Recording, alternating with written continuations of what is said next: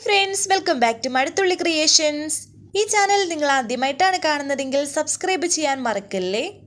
രാത്രിയായപ്പോൾ വിഷ്ണുവിനെ കാണാതെ വിഷമിച്ചിരിക്കുകയായിരുന്നു സത്യഭാമയും രാഘവനും. അവിടേക്ക് ഓടിപ്പാഞ്ഞു വരികയാണ് നൂറ്. ന്യൂസ് കണ്ടായിരുന്നോ, കാര്യങ്ങളൊക്കെ അറിഞ്ഞായിരുന്നോ, അതുകൊണ്ടാണോ ഇങ്ങനെ വിഷമിച്ചിരിക്കുന്നത് എന്നൊക്കെ ചോദിക്കുമ്പോൾ ഇല്ല, കാര്യങ്ങളൊന്നും അറിഞ്ഞില്ല, എന്താ മോളെ എന്ന് രണ്ടുപേരും ചോദിക്കുന്നുണ്ട്. TV ന്യൂസിലേക്ക് കാണിക്കുന്നുണ്ട്. ഓ, ഇവിടെ TV ഇല്ലല്ലോ, അതായിരിക്കും നിങ്ങൾ അറിയാത്തത്.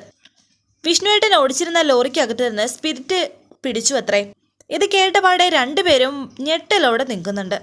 വിഷ്ണുവേട്ടൻ പോലീസിനെ വെട്ടിച്ചോടുന്നതിന്റെ വിഷ്വൽസാണ് TV-യിൽ കാണിച്ചുകൊണ്ടിരിക്കുന്നത്. കൂടെയുള്ള കമലനെ അറസ്റ്റ് ചെയ്തു എന്ന് പറയുമ്പോൾ സത്യഭാമ വിഷമത്തോടെ പറയുന്നു, ഈശ്വര, ഇത് എന്തൊരു പരീക്ഷണമാ.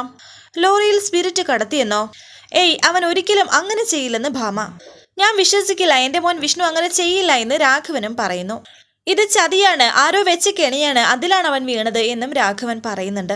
നമുക്ക് എല്ലാവർക്കും അത് അറിയാം, പക്ഷെ ഇപ്പോൾ നമ്മൾ ചെയ്യേണ്ടത് വിഷ്ണുവേട്ടനെ എങ്ങനെയെങ്കിലും സേഫ് ആക്കണം. ഞാൻ ആ ദാസാറിനെ ഒന്ന് വിളിച്ചു നോക്കട്ടെ, എന്തെങ്കിലും ചെയ്യാൻ പറ്റുമെങ്കിൽ അയാൾ ചെയ്യുമെന്ന് ഭാമ പറയുന്നുണ്ട്.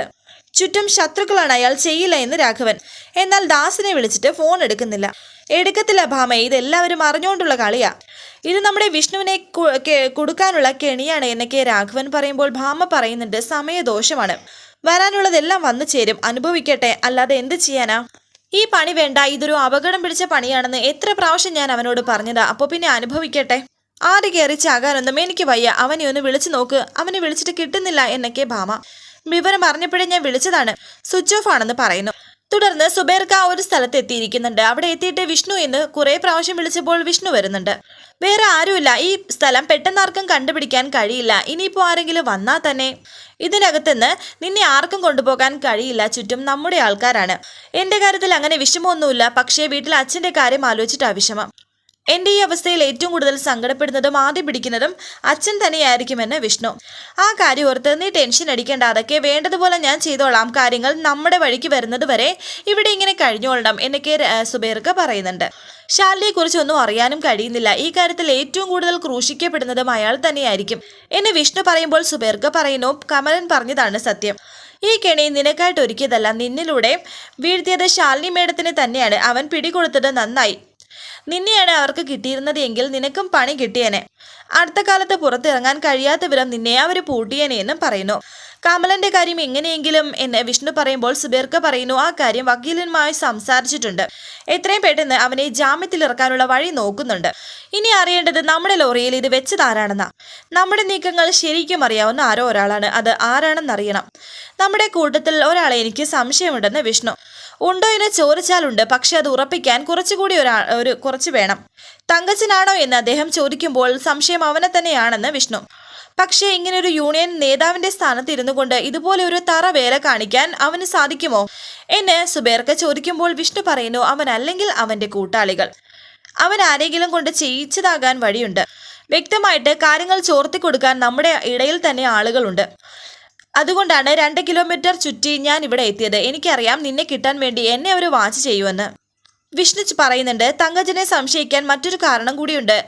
മുമ്പ് ഒരിക്കൽ കുറച്ച് ദിവസത്തിന് മുമ്പ് തന്നെ ഇക്കയുടെ ലോറിയിൽ സ്പിരിറ്റ് കടത്താമോ എന്ന് അവൻ എന്നോട് ചോദിച്ചതാ. ഞാൻ ഒഴിവാക്കിയതിന്റെ പക അവനിൽ കാണും. അവൻ മറഞ്ഞു നിന്ന് എനിക്ക് പണി തന്നതായിരിക്കും.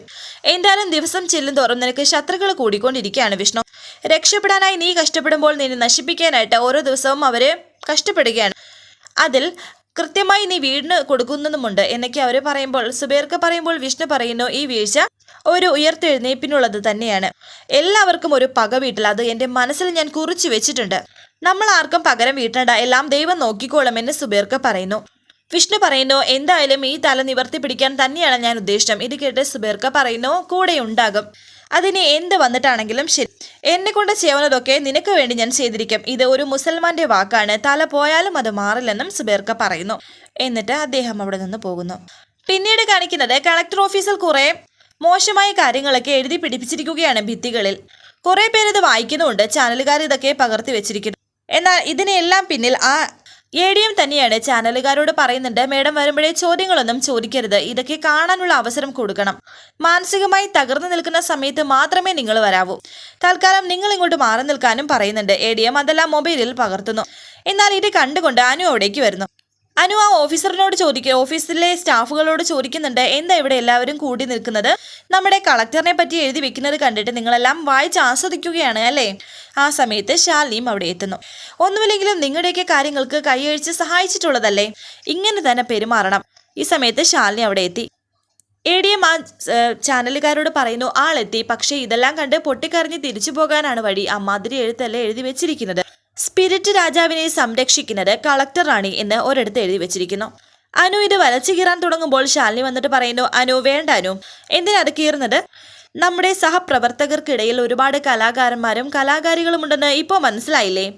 ഒരുപാട് കഷ്ടപ്പെട്ട് എഴുതിയതും വരച്ചതൊക്കെയല്ലേ, 4 പേര് കാണട്ടെ. അതങ്ങനെ ഇരിക്കട്ടെ, നശിപ്പിക്കേണ്ട. ഇതിപ്പോൾ നമ്മൾ എടുത്തു മാറ്റിയാൽ ഇതിലും കടുപ്പമുള്ള പടങ്ങൾ ഇന്ന് രാത്രി വെക്കും. ADM മനസ്സിൽ വിചാരിക്കുന്നു, പണി പാളിയോ? ശാലിനി പറയുന്നു, ഇതിപ്പോൾ എന്തായാലും ഇവിടെ വന്നിട്ടുള്ള ഒട്ടുമിക്ക ആൾക്കാരും കണ്ടിട്ടുണ്ടാകും. പിന്നെ ഇത്തരം കാര്യങ്ങൾ കൊണ്ട് നമ്മളെ അങ്ങനെ തളർത്താൻ കഴിയില്ലെന്ന് അവരറിയട്ടെ. ഈ സമയം ആ ചാനലുകാരോട് ADM പറയുന്നുണ്ട്, ഇങ്ങനെയൊക്കെ കണ്ട് ആകെ തകർന്നു നിൽക്കുകയല്ലേ, ഞാനും കൂടി ഒന്ന് ആശ്വസിപ്പിച്ചേക്കാം. ആ സമയത്ത് തന്നെ നിങ്ങൾ വന്ന് തകർക്കുന്ന ചോദ്യങ്ങൾ ചോദിക്കണം.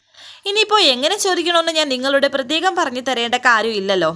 സുസ്മിതയുടെ കയ്യിൽ നിന്ന് തൊട്ടുകൾ എണ്ണി വാങ്ങിച്ചതല്ലേ, അതിന്റെ കൂറ് ഇവിടെ കാണിക്കണം. അപ്പോൾ പറഞ്ഞതുപോലെ എന്ന് പറഞ്ഞിട്ട് അവിടെ നിന്ന് പോവുകയാണ് ADM. ശാലിനിയുടെ അരികിൽ വന്നു.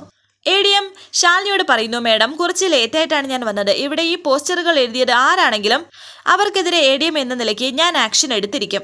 നമ്മളോടൊപ്പം നിന്നുകൊണ്ട് നമുക്കെതിരെ കരിവാരി തേക്കുന്നത് ആരാണെന്ന് ഒന്ന് അറിയണമല്ലോ. 1-2 പേരെ സംശയമുണ്ടായിരുന്നു, അവരെ പോയി കണ്ടിട്ടാണ് ഞാൻ വന്നത്. ഇത് കേട്ട് ശാലിനി അയാളോട് പറയുന്നു, ജോൺ എനിക്ക് വേണ്ടി ഒരുപാട് കഷ്ടപ്പെടുന്നുണ്ട് അല്ലേ? അത് പിന്നെ മേഡം, ഇങ്ങനെയുള്ള കാര്യങ്ങൾ കണ്ടു കഴിയുമ്പോൾ ഞാൻ അറിയാതെ പ്രതികരിച്ചു പോകും മേഡം. അനീതി അത് എവിടെ കണ്ടാലും ഞാൻ വെച്ച് പൊറപ്പിക്കില്ലെന്ന് പറയുന്നു.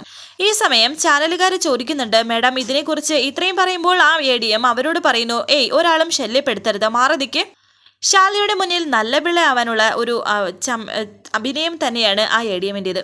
ഈ പറയുന്നതിൽ എന്തെങ്കിലും സത്യമുണ്ടോ എന്ന് അവർ ചോദിക്കുമ്പോൾ ശാലിനി പറയുന്നു, എന്ത് പറയുന്നതിൽ? നിങ്ങൾ അത് ആദ്യം പറയൂ. മേഡത്തിന്റെ ഹസ്ബൻഡ് 1-ാം നമ്പർ സ്പിരിറ്റ് കച്ചവടക്കാരനാണെന്ന് പറയുന്നുണ്ടല്ലോ എന്ന് അവർ ചോദിക്കുമ്പോൾ ശാലിനി പറയുന്നു, ആരാണ് ഇതൊക്കെ പറയുന്നത്? അവരോട് ഈ ചോദ്യങ്ങൾ ചോദിച്ചോളൂ. എന്റെ അറിവിൽ എന്റെ ഹസ്ബൻഡിന് അങ്ങനെ ഒരു ബന്ധമില്ല.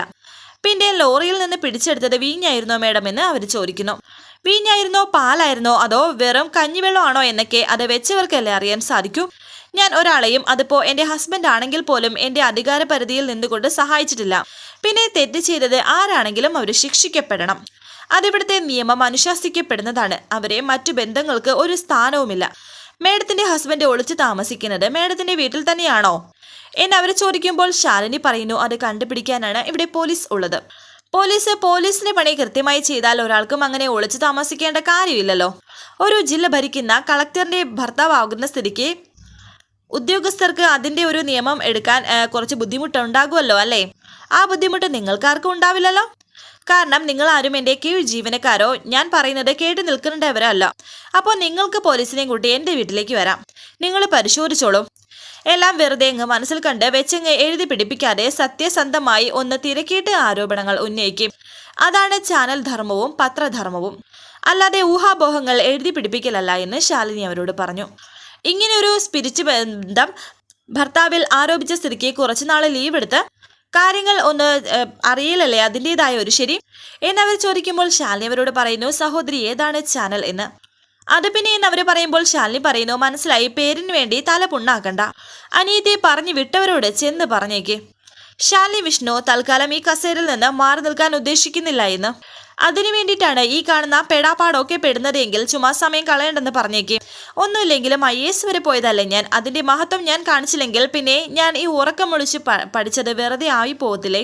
ADMനെ നോക്കി തന്നെയാണ് ശാലിനി അത് പറയുന്നത്. എന്നിട്ട് ശാലിനി പോകുന്നു. മേഡം 1 മിനിറ്റ്, അത് കലയ്ക്ക് മേഡം. ഇവരെ പോലുള്ളവര് ഒരു മീഡിയയുടെയും സപ്പോർട്ടില്ലാതെ ഇങ്ങനെ ഓരോ ക്യാമറയും പൊക്കി പിടിച്ച് നടക്കുന്നു. ഇങ്ങനൊരു ചാനൽ കേട്ടിട്ട് പോലുമില്ല. മേഡത്തെയും മേഡത്തിന്റെ ഹസ്ബൻഡിന്റെയും മനഃപൂർവ്വം കരിവാരി തേക്കാൻ വേണ്ടി ആരൊക്കെയോ ചേർന്ന് കളിക്കുന്ന കളിയാണിത്. ഇത് കണ്ട് മേഡം തളർന്നു പോകരുത്. മേഡത്തിന് ആരും ഇല്ലെങ്കിൽ പോലും ഞങ്ങൾ സഹപ്രവർത്തകരുണ്ട്. ഇത് കേട്ട് ശാലിനി ജോണിനോട് പറയുന്നു, മിസ്റ്റർ ജോൺ എബ്രഹാം, ഒരു 2 മിനിറ്റ് കഴിയുമ്പോൾ നിങ്ങൾ എൻ്റെ ക്യാബിനിലേക്ക് വരണം. ഒരു 2 മിനിറ്റ് എന്ന് പറഞ്ഞ് ശാലിനി പോകുന്നു. എന്തായിരിക്കുമെന്ന് ടെൻഷനോടെ ജോൺ ഓർക്കുന്നു. ശേഷം ശാലിനിയുടെ ക്യാബിനിൽ ജോൺ എത്തി. എത്ര കൊടുത്തു എല്ലാവർക്കും കൂടി എന്ന് ശാലിനി ചോദിക്കുമ്പോൾ ജോൺ ചോദിക്കുന്നുണ്ട്, എന്താണ് മേഡം ഉദ്ദേശിക്കുന്നത്? ഞാൻ എന്താണ് ഉദ്ദേശിക്കുന്നത് എന്ന് ജോണിന് നന്നായിട്ടറിയാം.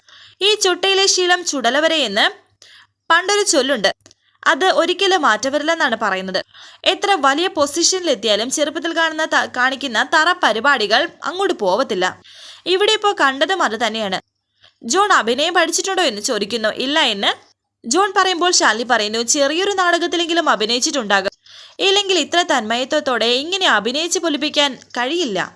You are A very good actor. ഒരു സിനിമയിൽ ട്രൈ ചെയ്യേ, നല്ല ഭാവി ഉണ്ടാകുമെന്നും ശാലിനി പറയുന്നു. മേഡമിനെ തെറ്റിദ്ധരിച്ചിരിക്കുകയാണ് എന്ന് ജോൺ. ശാലിനി പറയുന്നു, ഒരു തെറ്റിദ്ധാരണയും ഇല്ല ജോൺ. പുറത്ത് വെച്ചിരിക്കുന്ന ചിത്രങ്ങളും പോസ്റ്ററുകളും അടക്കം എന്നെ തേജോവധം ചെയ്യാനെത്തിയ ഈ ചാനലുകാരടക്കം ജോൺ സംഘടിപ്പിച്ചതാണ്. ഇത് കേട്ട് ജോൺ പറയുന്നു, മേഡം, കാര്യം ഞാൻ മേഡത്തിന്റെ കീഴ് ഉദ്യോഗസ്ഥനായിരിക്കും. പക്ഷേ ഒരു ആരോപണം ഉന്നയിക്കുമ്പോൾ വ്യക്തമായ തെളിവോടെ ആയിരിക്കണം, അല്ലെങ്കിൽ അത് പ്രശ്നമാകും. നിങ്ങളുണ്ടാകുന്ന ബുദ്ധിമുട്ട് ഞാൻ അങ്ങ് സഹിച്ചോളാം എന്ന് പറഞ്ഞ് ശാലിനി എഴുന്നേൽക്കുന്നുണ്ട്. പക്ഷേ അപ്പോൾ ഞാൻ ഉണ്ടാക്കുന്ന ബുദ്ധിമുട്ട് നിങ്ങളും സഹിക്കേണ്ടി വരും.